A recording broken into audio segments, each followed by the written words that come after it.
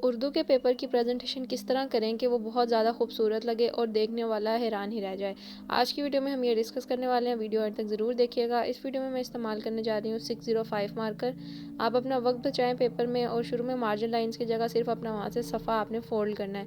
And पे आप वहाँ पे मार्जिन लाइंस लगा सकते हैं। सबसे पहले आप देख सकते हैं कि ये ऐसा मार्कर है कटनेब कि अगर आप इसको इस्तेमाल करके अपना उर्दू का पेपर हल करेंगे तो बहुत ही आसानी से आप एक कलम की शक्ल के अपने अल्फाज लिख पाएंगे।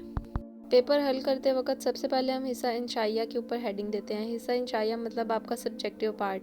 यहाँ से पता चल जाता है कि आपका सब्जेक्टिव पार्ट स्टार्ट हो गया है। उसके बाद आपके पेपर के ऊपर हिस्सा अव्वल की एक बहुत बड़ी हेडिंग दी होती है, आपने वो लाजमी देनी है ताकि एग्जामिनर को पता चले कि हिस्सा अव्वल के सवाल अब आप हल करने जा रहे हैं। उसके बाद आप सवाल नंबर अपना लिखेंगे, जैसे कि यहाँ पे मैं सवाल नंबर 2 अगर पहले हल कर रही हूँ तो मैं यहाँ पे सवाल नंबर 2 कुछ इस तरह से लिखूँगी। और कटने मार्कर के साथ ये सब लिखना बहुत ज़्यादा आसान है। सवाल नंबर 2 लिखने के बाद अब मुझे यहाँ बताना है कि वो नज़म के अशार की तशरीह करने जा रही हूँ मैं कि गज़ल के अशार की तशरीह करने जा रही हूँ। तो इस वजह से मैं यहाँ लिखने जा रही हूँ नज़म के अशार की तशरीह। अगर आपके पास वक्त थोड़ा है तो आप यहाँ खाली नज़म की हेडिंग भी दे सकते हैं। उसके बाद नीचे आपको ये बताना होगा कि आपका हवाला या अशार क्या है। हवाला या अशार में आपके पास जो आपका शायर है उसका नाम प्लस आपका जो नज़म का उन्वान है वो दोनों चीज़ें आ जाएंगी। जैसे कि यहाँ मैं लिख रही हूँ। ऊपर वाली हेडिंग्स आपकी मेन हेडिंग्स हैं, जो साइड पे आती हैं उनको हम आपकी सब हेडिंग्स कहते हैं। एक लाइन छोड़ के आप शायर का नाम लिखे, एक लाइन छोड़ के फिर आप नज़म का उन्वान लिखेंगे। उसके बाद हम अपना शेर लिखने जा रहे हैं, शेर नंबर 1 जिसकी तशरीह आप करेंगे। बेहतर यह है कि आप शेर भी लिख लें, 2 लाइनों का शेर है, उससे आपका पेपर पे इम्पैक्ट अच्छा जाता है। इस शेर के लिए मैं आपको रेकमेंड करूँगी अगर आप राउंड टिप वाला मार्कर लेना चाहें वो भी लिख सकते हैं, वरना आप 604 मार्कर इस्तेमाल कर सकते हैं। मैं 605 मार्कर की ही मदद से इसकी पतली निब वाली साइड से ये शेर लिख रही हूँ। उसके बाद आप तशरीह की हेडिंग देंगे, तशरीह की हेडिंग के बाद नीचे आप इसकी तशरीह लिख देंगे। बहुत ही आसान तरीका है और इसी सीक्वेंस से आपने अपना सवाल हल करना है। और कोशिश करें कि पहला सवाल अपना ये नज़म का ही करें या गज़ल का भी कर सकते हैं। कहने का मतलब यह है कि पेपर को तरतीब वाइज करेंगे तो ज़्यादा बेहतर रहेगा। अब आपने नज़म के अशार जब सारी तशरीह कर लें उसके बाद आपने गज़ल के अशार की तशरीह की हेडिंग लाजमी देनी है ताकि एग्जामिनर को पता चले कि अब आपका गज़ल वाला पार्ट शुरू हो गया है। सेम उसी तरह आपने हवाला अशार भी यहाँ पे देना है, यहाँ पे आप गज़ल का उन्वान शायर का नाम लिखेंगे।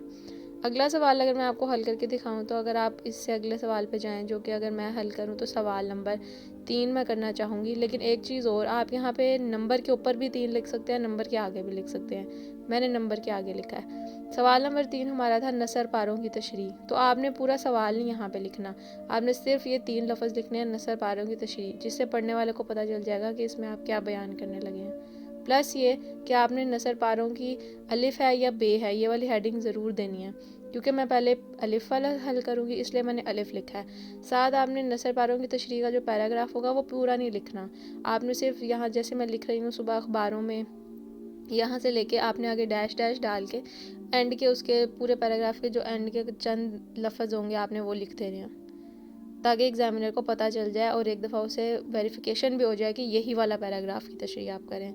उसके बाद आपने सबक का उन्वान लिखना है सब हेडिंग में, फिर आपने मुसन्निफ़ का नाम लिखना है। एग्जैक्ट इसी तरीके से करेंगे तो सवाल ही पैदा नहीं होता कि आपके एग्ज़ाम में नंबर बिल्कुल भी कटें कहीं से भी। उसके बाद नेक्स्ट ये सारा कुछ करने के बाद अगर मैं अगले सवाल की बात करूं, अगर हम अपना नेक्स्ट सवाल करें, मुख्तसर सवालात और जवाबात वाला जो सवाल है, सेम उसी तरह आपने सवाल नंबर लिखना है। सवाल नंबर लिखना बिल्कुल मत भूलिएगा, इससे आपका पूरा सवाल गलत हो जाता है और वो कट कर देते हैं। फिर मुख्तसर जवाबात, आप यहाँ ये ना लिखें मुख्तसर सवालात, आप सवालातों के जवाबात दे रहे हैं तो आपने लिखना है मुख्तसर जवाबात। ये आप इसकी नंबर सेंटर में भी दे सकते हैं और साइड पे भी। मैंने यहाँ साइड पे इसलिए दिया है कि मैं प्रेफर करूँगी कि मेरी स्पेस बचे। और आपने इसके आंसर में ऊपर कौमियत की बुनियाद, यहाँ पूरे पूरे सवाल या पूरे पूरे जवाब नहीं लिखने, सिर्फ टू दी पॉइंट लिखना है। अब मैं यहाँ पे जल्दी जल्दी सारी हेडिंग्स की लाइंस लगा रही हूँ और ये बहुत ज़रूरी हैं। काफ़ी सारे टीचर्स कहते हैं कि अगर टाइम ना बचे तो लाइंस ना लगाएं, लेकिन मैं ये कहती हूँ कि आप अपना टाइम ज़रूर बीच में से निकालें ताकि आप लाइंस लगा सकें। देखें आप पेपर इतना अच्छा कर रहे हैं, इतनी मेहनत से कर रहे हैं, इतना याद करके आए हैं, लेकिन अगर आप एंड पे लाइंस नहीं लगाते और नीट लुक फाइनल लुक नहीं आती तो फिर आपके वो वाले पोटेंशियल नहीं होता मार्क्स में। तो जो आपकी मेन हेडिंग्स हैं उसके नीचे आप एक मोटी लाइन लगाएं 605 को यूज़ करते हुए ही, और एक जो है वो पतली लाइन लगाएं। लेकिन जो आपकी सब हेडिंग्स हैं उनके नीचे आप दोनों ही पतली लाइंस लगा सकते हैं। जैसे अभी ये हमारी मेन हेडिंग है हिस्सा इंचाई, यहाँ पे एक मोटी लाइन होगी और एक पतली, सेम इसी तरह मेन हेडिंग सारी इसी तरह जाएंगी। लेकिन जो आपकी सब हेडिंग्स होंगी उसके अंदर आप दोनों ही पतली लाइंस लगा सकते हैं, उसमें कोई भी इशू नहीं है। जैसे अभी मैं इस हवाला इशार के नीचे आपको लाइन लगा के दिखाऊंगी, दोनों ही पतली लाइंस लगेंगी। तो ये वो तरीका है जिसके थ्रू आप प्रेजेंटेशन कर सकते हैं और बहुत अच्छी प्रेजेंटेशन कर सकते हैं। यहाँ पे मैं आपको फाइनल लुक अब दिखाने वाली हूँ पेपर की कि कितनी अच्छी लुक आई है। तो आप अपने लास्ट के 10 मिनट्स ज़रूर रखें, टाइम इस तरह मैनेज करें कि आपके पास 10 मिनट लाजमी बचें और उनमें आप अपनी लाइन्स लगाएं, क्योंकि ये बहुत ज़रूरी है। देखिए फाइनल लुक पेपर की कितनी अच्छी है।